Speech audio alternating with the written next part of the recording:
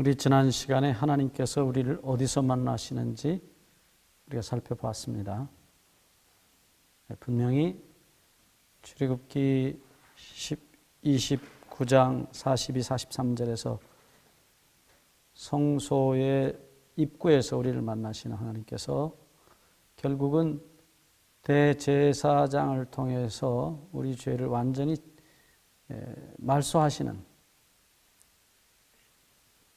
속죄소 위에서 우리를 마지막으로 만나시는데, 그 속죄소가 로마서 3장 25절에 보시면 바로 예수님이셨다. 십자가에 돌아가신 예수님.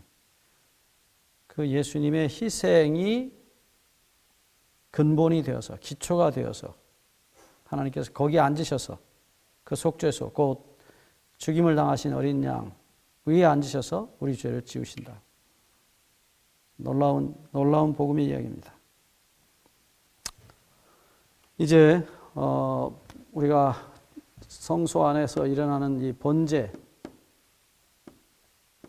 대해서 오늘은 좀 생각해 보겠습니다.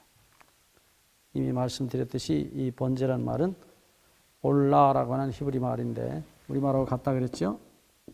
위로 올라간다. 혹은 전체를 다 드린다 해서 전제라고.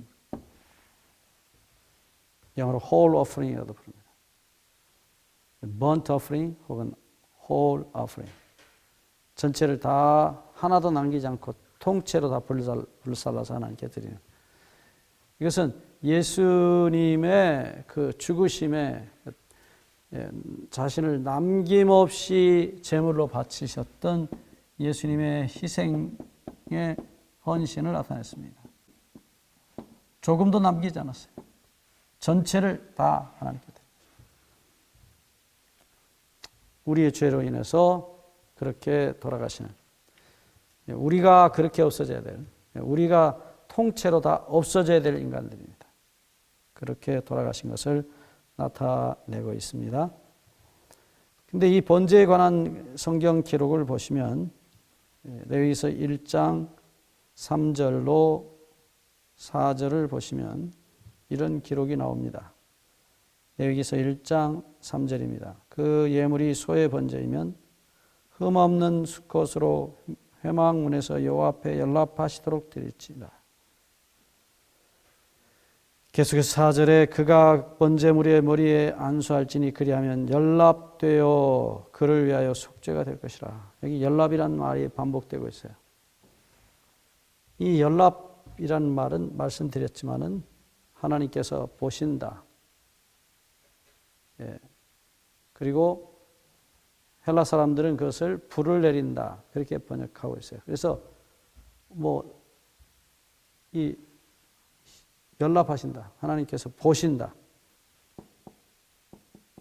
하나님이 보시는 것.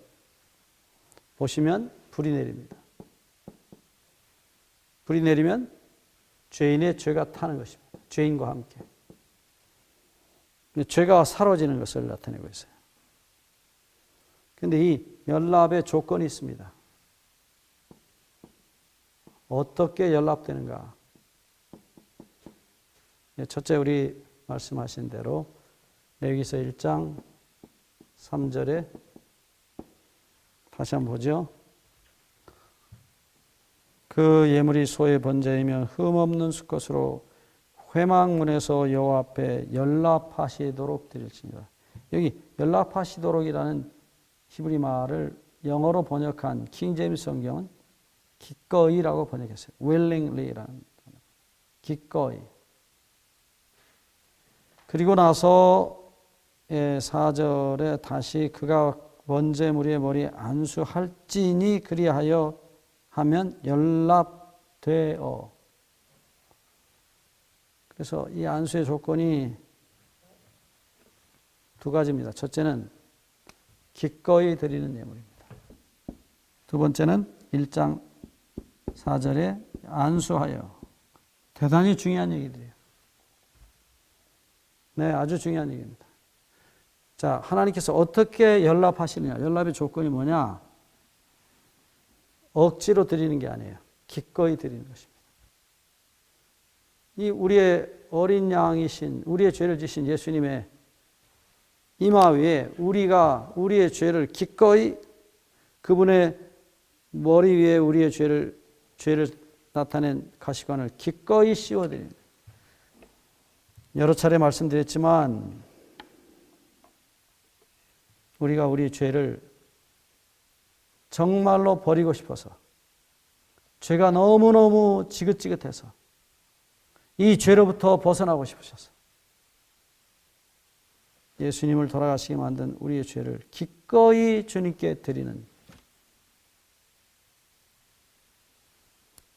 여러 번 말씀을 드려서 반복하지 않겠지만 이사야 1장에 나오는 그 당시 이사야 당시의 이스라엘 백성들의 이 기꺼움은 없어요. 차라리 그들은 기꺼이 죄를 택했습니다.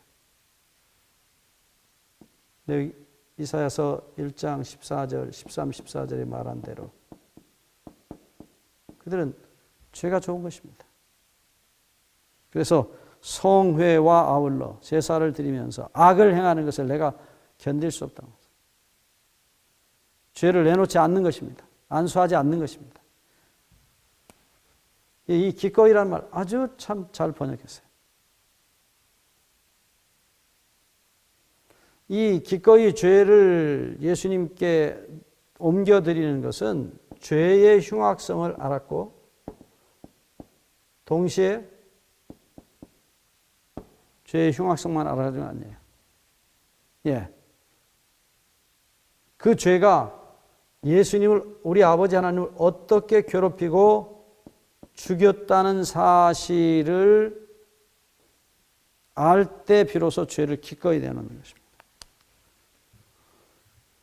죄의 결과가 십자가라는 사실, 하나님의 아들의 처참한 죽음이라는 사실을 성령으로 말미암아 깨달은 사람만이 죄를 내놔요.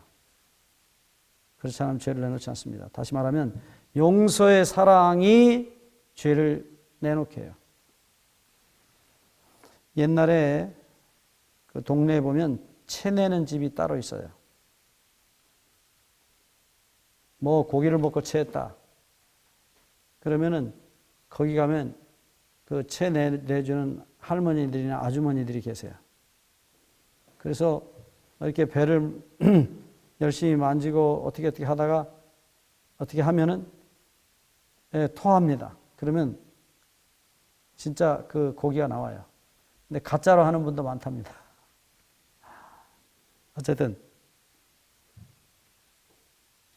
죄를 토해내게 만드는 것이죠. 죄를 도저히 견딜 수 없게 밖으로 내놔야만 견디게 만드는 은혜.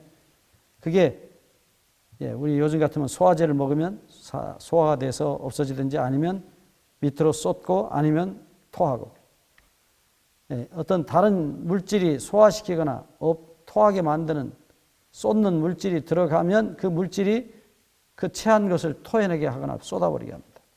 예수님 피가 그래요.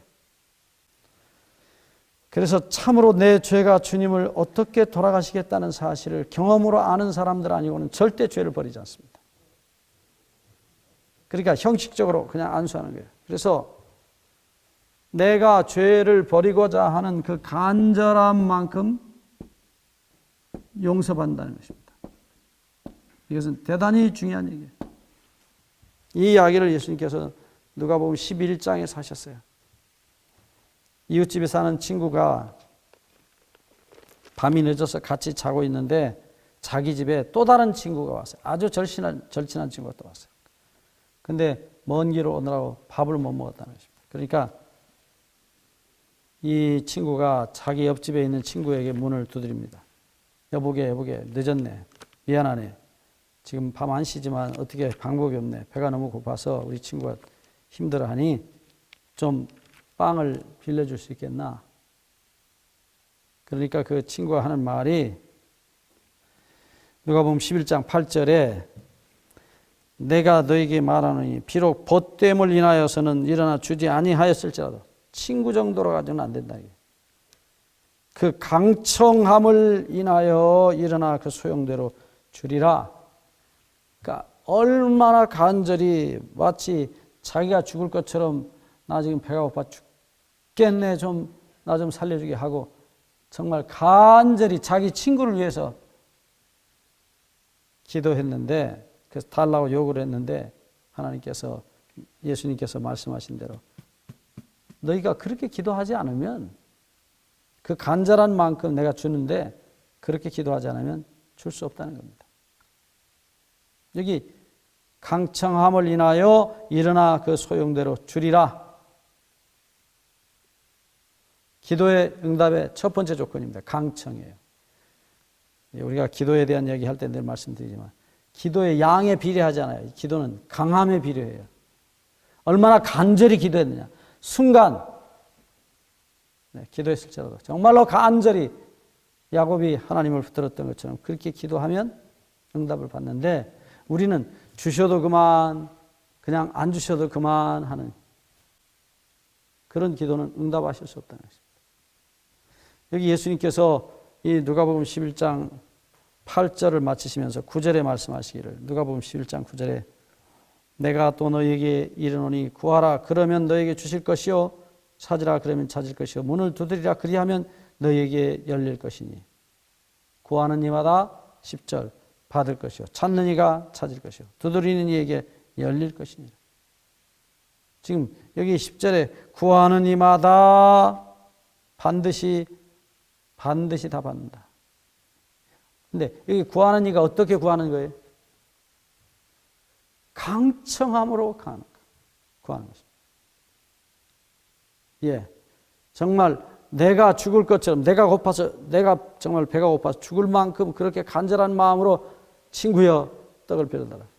그때 이 친구가 했던 말대로 내가 자네 친구이기 때문에 떡을 빌려주는 게 아니고 자네가 그렇게 간절히 요청하니 빌려준다. 이 연락의 조건입니다. 기꺼이입니다. 죄를 버리고자 하는 간절한 마음, 진심으로 이기심과 교만으로부터 벗어나고 싶은 간절한 마음,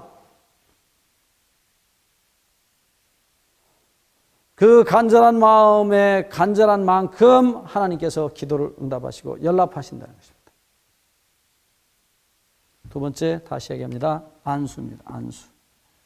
반드시 자기 죄를 꺼내서 주님의 머리에 가시관을 씌워야 합니다. 내 죄를, 그 고통스러운 죄를 씌워야 합니다. 그렇지 않은 이상 예수님이 그 죄를 지고 가실 수가 없습니다. 제가 늘 말씀드리지만 안 된다고 하는 분들에게는 제가 일부러 그런 말씀을 드립니다. 안 된다. 나는 죄를 버릴 수가 없다. 그러면 그 순간만이라도 버려보시라고요. 그리고 죄가 버려지지 않는, 회개가 안 되는 자신의 죄를 주님께 맡기시라고요. 그러니까 내일 아침 일어나서 저 사람이 다시 미워질 망정, 오늘 이 저녁에 잘 때는 하나님, 제가 미워하는 것이 분명히 죄인 줄 압니다. 용서해 주십시오. 내일 아침에 일어나서 그 사람을 바라보면 도저히 봐줄 수가 없어요. 너무 참담하게. 그러면 또 다시 기도하는 것입니다. 안수입니다. 언젠가는 하나님께서 우리를 새로운 피조물로 창조하실 겁니다. 그래서 성소에서는 반드시 간절함으로 자기 죄를 진심으로 성소의 양에게 옮기지 않는 한 속죄가 일어나지 않는다는 사실이에요. 오늘 기독교가 거짓 믿음을 가르치고 있습니다. 여러분이 현혹되지 않게 되기를 바랍니다. 다음 시간에 계속하겠습니다.